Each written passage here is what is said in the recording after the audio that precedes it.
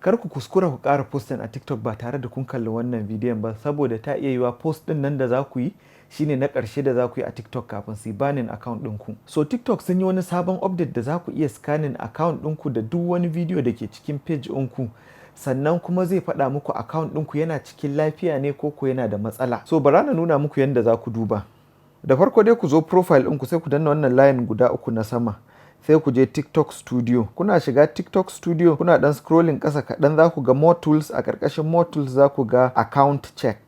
Sai ku danna account check. Kuna shiga account check ɗin zai fara muku scanning ɗin duk wani post ɗinku da direct message da koma meye dai da ke cikin page ɗinku. Gashi na yana scanning videos ina, sannan in ya gama sai ya faɗa ma result ɗinka. Ni dai na kun ga account ɗin ya nuna account is in good standing. So account ina bai da wani matsala kenan. In bidiyon ya taimake ku koya ne za ku iya zuwa profile ina ku yi clicking akan bio dina. Akwai link na Telegram group ina inda zan na ba mutane update akan crypto, digital marketing da content creation. To sai mun haɗu a Telegram.